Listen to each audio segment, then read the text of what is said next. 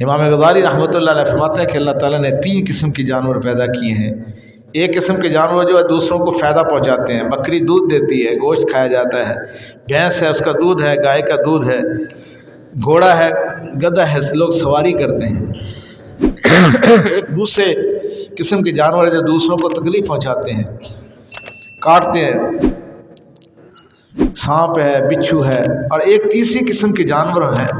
یہ وہ جانور ہیں جو نہ فائدہ پہنچاتے ہیں نہ تکلیف پہنچاتے ہیں۔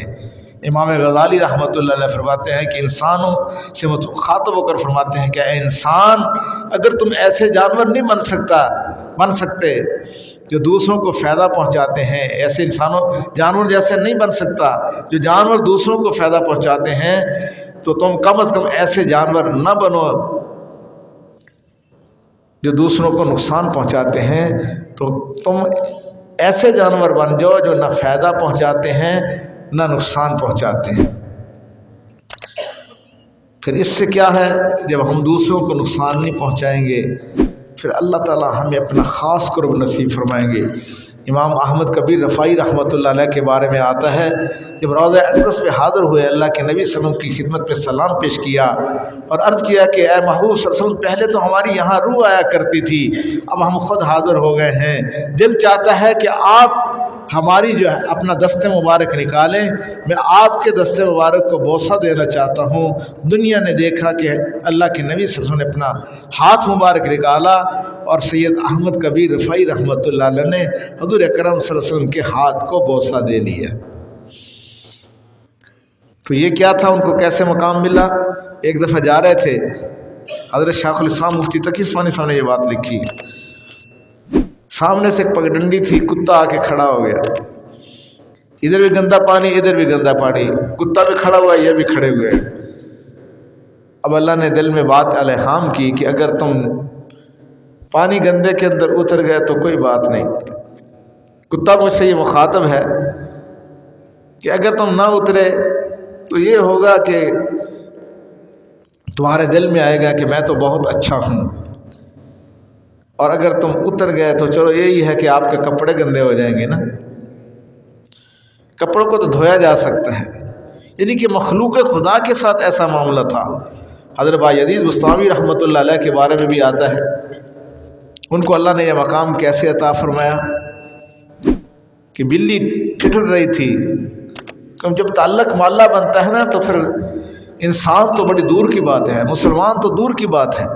اللہ کی مخلوق سے بھی اس کو محبت ہوتی ہے، اس کو بھی اس کی تکلیف بھی اس سے برداشت نہیں ہوتی۔ تو جب بلی دیکھی کہ وہ ٹھٹر رہی ہے سردی کے اندر،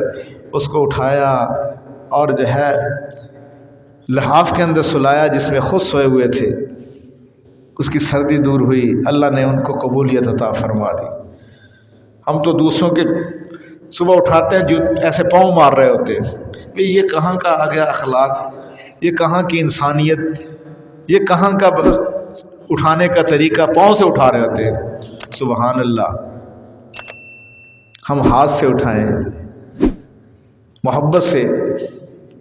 یہ ویسے جماعت والوں سے سیکھ لیا جائے، جماعت والے اٹھاتے ہیں نا بڑے پیار سے اٹھاتے ہیں، بندے کو اور زیادہ نیند آنی شروع ہو جاتی ہے۔ حضرت شیخ الاسلام سید حسین مدنی رحمۃ اللہ علیہ، اتنی ان کو اللہ نے عاجزی عطا فرمائی تھی، وہ کیمونسٹ آغا اشرف کا کیا اس کا نام تھا، جو سی آئی ڈی کے لیے آیا، ان کی سی آئی ڈی کے لیے حضرت رات کو اٹھ کے اس کو دبا رہے ہیں۔ وہ کہتے ہیں حضرت یہ کیا؟ فرمایا کہ آپ تھکے ہوئے تھے، میرے مہمان تھے، میں نے سوچا بھی آپ کی خدمت کرنی چاہیے۔ اس نے کہا جی اللہ کا واسطہ، مجھے تو اس کام کے لیے بھیجا گیا تھا، آپ کی سی آئی ڈی کے لیے، کہا کہ آپ اپنا کام کرو، ہم اپنا کام کرتے ہیں۔ امام اپنے ہمارے سلسلہ عالیہ نقشبندیہ کے جو شیخ ہیں حضرت خواجہ بہاؤالدین نقشبند بخاری رحمۃ اللہ علیہ، حضرت نے یہ واقعہ امام بخاری رحمۃ اللہ علیہ کی وہاں بخاری وہ جو خواجہ نقشبند بخاری جو کمپلیکس تھا، وہاں ہمیں یہ واقعہ مجمع عام میں سنایا۔ فرمایا کہ امام حضرت خواجہ بہاؤالدین نقشبند بخاری رحمۃ اللہ علیہ جو نقشبندی سلسلے کے سرخیل ہیں، ان کو اللہ نے یہ قبولیت جو عطا فرمائی اس لیے کہ وہ آ رہے تھے شہر سے، تو راستے میں ایک خارش زدہ کتا تھا، بالکل اس کا جسم خون زخمی تھا،